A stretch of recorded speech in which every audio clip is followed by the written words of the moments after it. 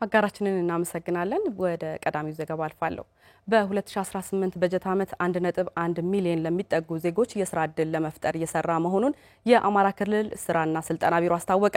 የስራ ዕድል ፈጠራ ሂደቱን ለመከታተል ከወረቀት አሰራር በወጣ በቴክኖሎጂ ተደግፎ እየሰራ እንደሆነም ተገልጿል። ጌታቸው ስንታየው ተጨማሪ አለ። ሁለንተናዊ ለውጥን ያመጣል ተብሎ የታመነበት አሻጋሪ የልማት እቅድ በማዘጋጀት ወደ ተግባር የተገባበትን የ25 ዓመት አሻጋሪ የልማት እቅድን መነሻ በማድረግ የአማራ ክልል ስራና ስልጠና ቢሮ የ5 ዓመት ስትራቴጂክ እቅድ አቅዶ ወደ ስራ ገብቷል። በዚህ መሰረትም ቢሮው በ2018 በጀት ዓመት 1.1 ሚሊዮን ለሚጠጉ ዜጎች የስራ ዕድል ለመፍጠር እየሰራ መሆኑን የክልሉ ስራና ስልጠና ቢሮ ምክትል ቢሮ ኃላፊ አቶ አወቀ ዘመነ ተናግረዋል። ወደ 1,096,074 የሚደርሱ ዜጎች የ2018 በጀት ዓመት የስራ ዕድል ለመፍጠር የታቀደ እቅድ ነው። በጊዜያዊም የቋሚም እዚህ ውስጥ 80% ቋሚ አድርገን ስንወስድ ወደ 887,000 አካባቢ የሚሆነው ቋሚ የስራ ዕድል መሆን አለበት። የስራ ዕድል የሚፈጠረውም ምንም ስራ ለሌላቸውና 2-3 ጊዜ ተጠቃሚ የሚሆኑበትን አሰራር ለመከላከልም በቴክኖሎጂ የታገዘ አሰራርን እንደሚከተሉ ነው ምክትል ቢሮ ኃላፊ ያረጋገጡት። እስካሁን ማኑዋሊ ነው ሪፖርት የምንቀበል የነበረው። በዚህ ዓመት ግን በሲስተም መሆን ስላለበት መሬት ላይ ያለ ይሆናል ብለን እንጠብቃለን እንጂ ባለፈው ዓመት 981,000 ቋሚ የስራ ዕድል ፈጥረናል ይያል የዚህኛው ዓመት ወደ 887,000 ዝቅ ሊላ ይገባውም ነበር። ያኛው ቁጥር ምን ያክል ፐርፌክሽን አለው የሚለው የሁላችንም ጉዳይ ስለሆነ ስለዚህ ይሄኛው ግን በሲስተም ስለሚሆን ጥርት ያለ መረጃ ይሆናል። ጥርትም ብሎ መንጣት አለበት። በታወቀ መንገድ መሰራት አለበት።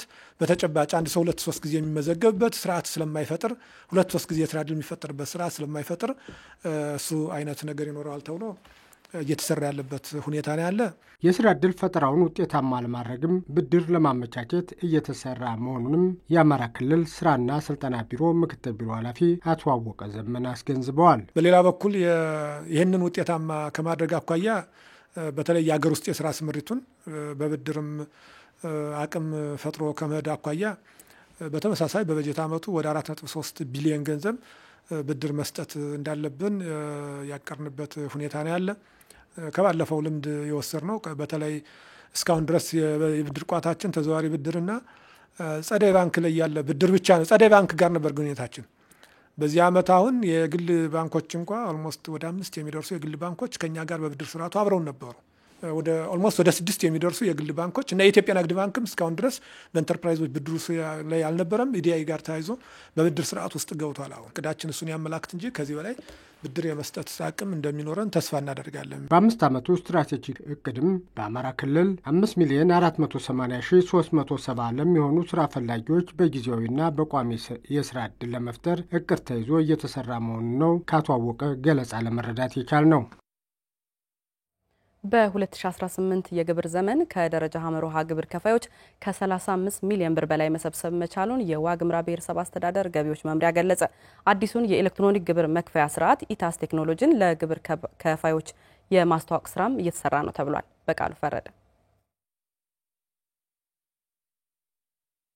የዋግምራ ብሔረሰብ አስተዳደር ገቢዎች መምሪያ በ2018 የግብር ዘመን ከደረጃ ሀመሮሃ ግብር ከፋዮች ከ32 ሚሊዮን ብር በላይ ገቢ ለመሰብሰብ በተደረገ እንቅስቃሴ እስከ መስከረም 30 2018 ዓ.ም ድረስ ከ35 ሚሊዮን ብር በላይ መሰብሰብ መቻሉ የመምሪያው ኃላፊ አቶ አባው ከሆነ ገልጸዋል።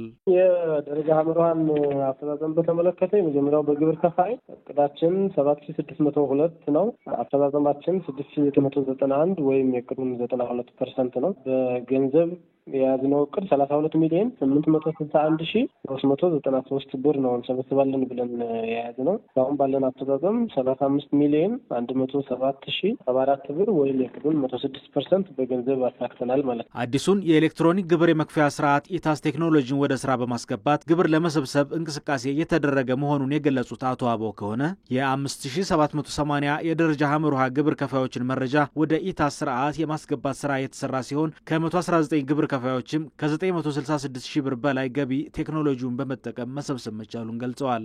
አሁን ባለን አፈጻጸም 5780ውን ወይም ደግሞ የቅዱን 76% የሚሆነውን የደረጃ ሀመርሃ ግብር ከፋይ አጠቃላይ መረጃ ወደ ሲስተሙ የማስገባት ስራ አከናውነናል። ከዚህ ውስጥ ደግሞ አቅም በፈቀደ መጠን የኢንፍራስትራክቸሩ አክሰስ ባላቸው 2 ከተማ አስተዳደሮችና 8 የገጠር ወረዳዎች ወደ 193 ግብር ከፋዮችን በመጀመሪያው ዙር በሲስተም ክፍያ እንዲፈጽሙ ማድረግ እንችላለን ብለን ነው ውሳኔ ያሳወቅነው። በሲስተም እነዚህ ከ193 ግብር ከፋዮች ውስጥ 119 ወይም 61.6% የሚሆኑት ግብር ከፋዮች በሲስተሙ አማካኝነት ግብርና ታክሳቸውን የከፈሉ ናቸው ማለት ነው። አሁን ከከፈሉት ከ119 ውስጥ 966448 ወይም ደግሞ 60.8% የሚሆነውን ገንዘብ በሲስተም ውሳኔ አስተላልፈን መሰብሰብ ተችሏል ማለት ነው። አቶ አበባው አክለውም ወቅታዊ ሁኔታው በፈጠራቸው ተግዳሮቶችና የኤሌክትሮኒክ ግብር የመክፈያ ስርዓቱ አዲስ በመሆኑ ቴክኖሎጂውን በሙሉ አቅም ለመጠቀም በተከሰቱ ውስንነቶች ምክንያት በተቀመጠው ቀነ ገደብ ግብር ሰብስቦ ለማጠናቀቅ ያለመቻሉን ገልጸዋል።